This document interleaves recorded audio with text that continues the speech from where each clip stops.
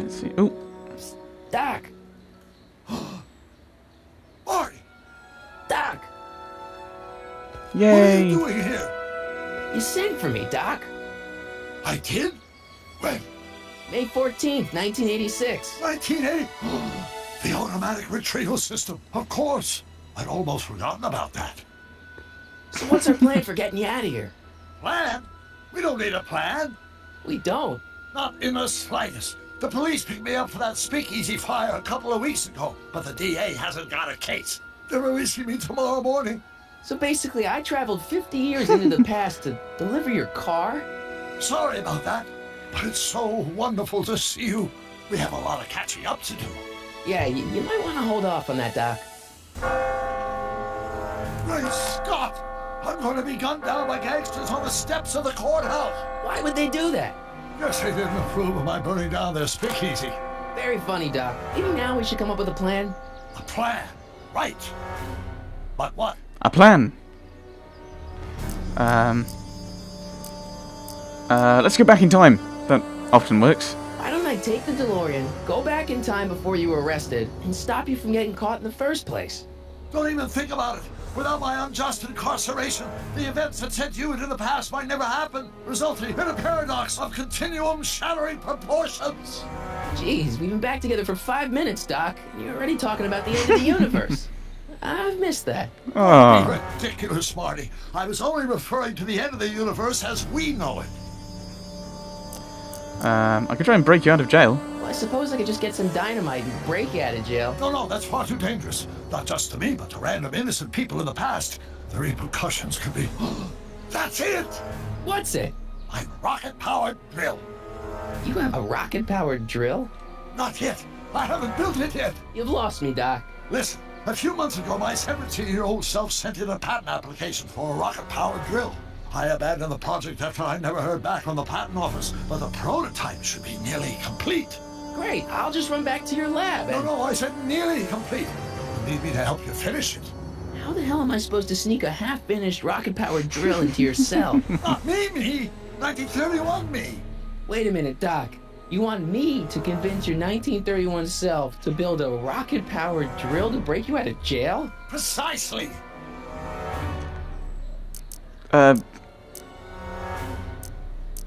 What about the space-time continuum? Won't talking to yourself cause, irreparable damage to the space-time continuum or something? It should be fine. I've already invented the idea of the rocket drill. You've just got to goad my younger self into finishing the prototype. Okay, well, can I find you? Well, not you, but other you. Not, well, yes, you. You. Okay, let's say I go along with this crazy idea. Where can I find you? I mean, the other you. How should I know? It was over 50 years ago. Why don't you go over to the soup kitchen next door and give my house a call? They'll know where to find me. Soup kitchen. Got it. Just stay away from the soup. It'll cause irreparable damage to your digestive system.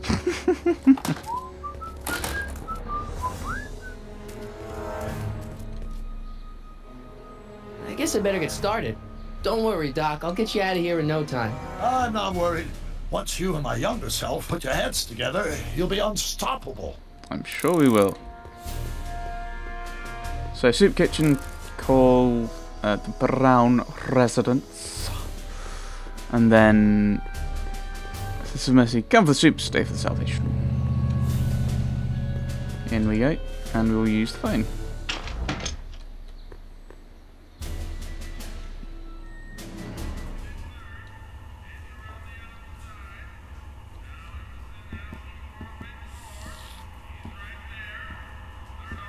Reserve for charity. Today's soup, cabbage. McFly! Biff? Kid! Grandpa? That's Yeah. Mr. Tannen to you, Artie. What are you doing out here? Well, I was getting kind of hungry, so I figured I'd come down here for some free soup. Just thought I'd come down for some soup. Think, McFly. The DA's throwing around subpoenas like Babe Ruth. I don't think Ruth's a pitcher anymore. Shut it. If one of those subpoenas landed in the hands of my number cruncher, I'd be in a whole lot of trouble. I could even get sent up the river. You wouldn't want that, would you? Would you? No, of course not, kid. All right, that's better. What are you looking at, punk? Keep your eyes on the soup, kid. Well, Well, what? what are you still doing here? Sorry, kid. I'll just run back to the safe house. You do that. And McFly, Yes? that hat's too flashy. You better let me hold on to it. Now scram! You got it, boss. And don't come out until I give you the all clear. I swear, if even one of you mooks could add 2 + 2 without your fingers, I'd dump that wimp into the lake. Hey!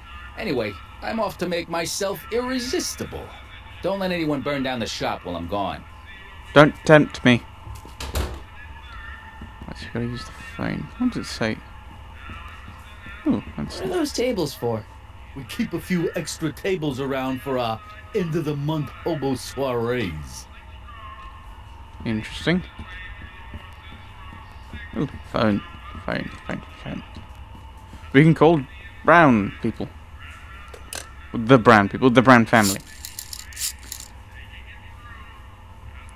Brown results. Hi. Do you know where I could find Emmett Brown? Young Master Brown is currently tending to his clerking duties at the Clerk. courthouse. Who may I say is calling? The courthouse? Doc never told me he worked at the courthouse. Let's go and get him. So it'd be clerking duties, because that's how you pronounce it. It's not. You're not a clerk. You're a clerk. The wonders of the English language. And then I think there's like 8 different ways of saying the suffix that's spelled O-U-G-H. Well, it's not a suffix necessarily, but you got thought, though, through, cough. Hiccup is... One way of spelling hiccup is O-U-G-H. There's a few other ways, there's a few other words with it in it as well. Einstein is walking around a tree, as one does, when one is a dog. So, this is the courthouse, so this should be where you find Master Emmett Brown.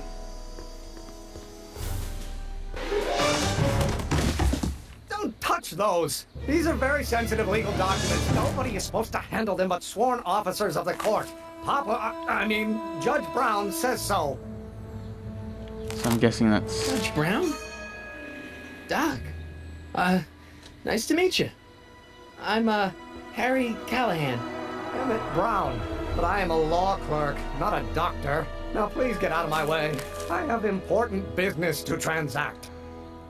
You don't sound very confident of it. Actually, H2 of A multiplied by the inversion of H has to come out less than expectation value of A, right? What am I missing here? Or do we take H step and convert the line up? But in that case, H to the... Listen, Emmett, you don't know me, but I'm your friend.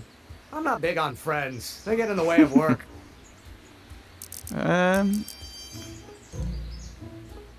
What are you doing? What's this important business you're up to?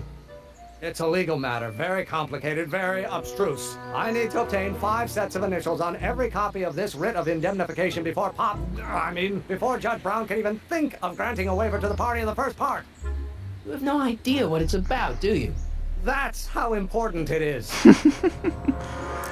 But I hear you're working on a rocket drill. Listen, I understand you're working on a new invention in your lab. Invention? You must have me mixed up with somebody else. I'm in law. I have absolutely no interest in science. That's a complete lie and you know it. Times acceleration, of course. That's Newton. But how many newtons are required to maintain a constant mass if acceleration is reduced by the inverse of the derivative of the speed relative to the speed? We'll have to ask the other doc. Our doc. The doc. Future doc. Past doc. Current doc. Present. He's not really the future doc, considering he's our present doc. But he's also the past doc because he's in the past. But he isn't because that's the past doc. Or is he the present doc because he's the present of the present moment? And Psst, Doc. Marty, have you found my younger self yet? Yes. Well, I met your younger self, Great. and I gotta say, you're kind of uptight. What? You won't even talk to me. I find that hard to believe. Tell me what happened. He says he's not a scientist. I tried asking him about your rocket drill, but he says he's not a scientist. What? What? Father. What's he got to do with this? He's a In judge. 1931, I was still deathly afraid of my father discovering the truth about my scientific predilections, so I carefully kept them under wraps, practicing science at odd hours, away from his prying eyes. That sucks. It sucked a lot. Fortunately, I eventually stood up to him, but right now, my younger self probably thinks you've been sent by my father to check up on me. He does seem to mutter a lot. Why does your younger self mutter all the time? Muttering? Why would I be muttering? I never mutter unless the Hill Valley Expo! The expo? Yes, the Expo! How could I have forgotten? In a few months, younger me will put on a demonstration at the Hill Valley Exposition, my first public foray into the world of science. Everyone in town will be there, including a number of noted inventors who shaped my career. Ooh. So, it was a big success? No, it was a miserable failure, but it was a spectacularly miserable failure. One which marked my transition from an amateur garage scientist into a professional seeker of truth. A professional garage scientist. But, okay, so why is the expo making you mutter? What does this expo have to do with you muttering all the time? When I was younger, I used to relieve stress by working on complex mathematical conundrums. No doubt my younger self is working on some impossible problem in an attempt to work off cerebral steam in the weeks before the exposition. What was I muttering about? I don't know. H to the something with an inverse of something else. I'm not so good at equations. That's too bad. I bet if we could solve my younger self's problem, he'd be more inclined to listen to you. Okay, so we gotta get him. Let's talk about your younger self's problems later. We can't get him Okay, over here. but don't forget, we're on a bit of a deadline here. Deadline.